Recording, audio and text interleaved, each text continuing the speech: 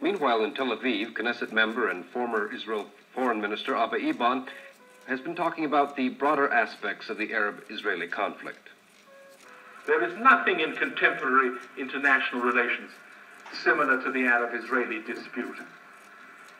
It is not like the dispute between India and Pakistan about boundaries, between Turkey and Greece, about the future of a Mediterranean island, between the United States and the Soviet Union, about respective spheres of influence between China and Russia, about the form and direction to be given to a mutually accepted ideology.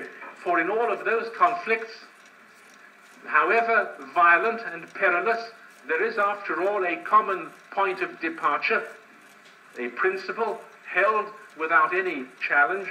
The common principle is, of course, the statehood of the parties, their juridical personality, their national identity. This is the only conflict in which one of the parties takes its stand on a total denial of the very personality and collective identity of the other. On the one hand, there is the Arab vision of the Middle East. The Middle East is for them the Arab world, so that everything in it that is not Arab or Muslim reflects itself in their imagination as unauthentic, inorganic, artificial, external, alien, and being artificial, destined one day to be covered over by the shifting desert sands. It is a monolithic vision of the Middle East. It makes no provision for sovereignty or statehood for anyone else. This then is their monolithic vision of the Middle East. Sovereignty belongs to Arab Islam alone. We find Arab radicalism attempting to iron out all the wrinkles of Middle Eastern diversity.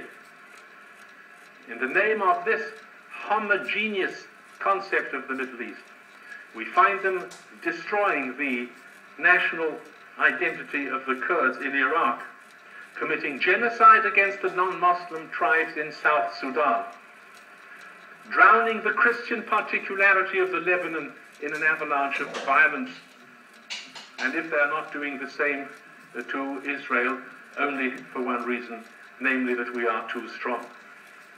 The Kurds are Muslims and not Arabs. The Lebanese are Arabs, but not Muslims. We have the distinction of being neither Muslims nor Arabs, and therefore we would obviously be the normal target for this process of homogenization. Do not underestimate what a difficult thing we are asking them to do when we call upon them to reconcile themselves to a Middle East totally different from all familiar prejudice and from all traditional stereotypes communicated across their vast and abundant literature for centuries of years. Against this monolithic conception of the Middle East as being of one color alone, we present our region in the true spectacle of its diversity.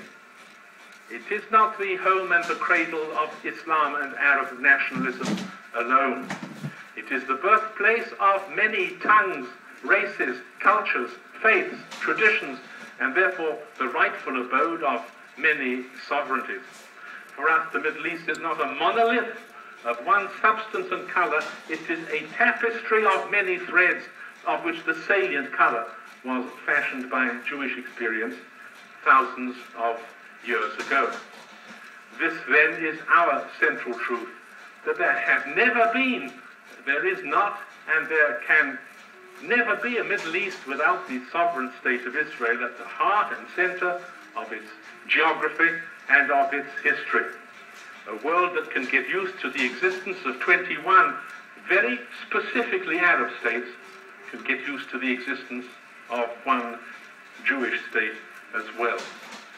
It is on the level of a diverse region only that Israel's rightful sovereignty can ever be grasped by Arab nationalism. But it requires a total dislocation and rearrangement of all the ideas, values, memories, and dreams whereby Arab nationalism has been sustained.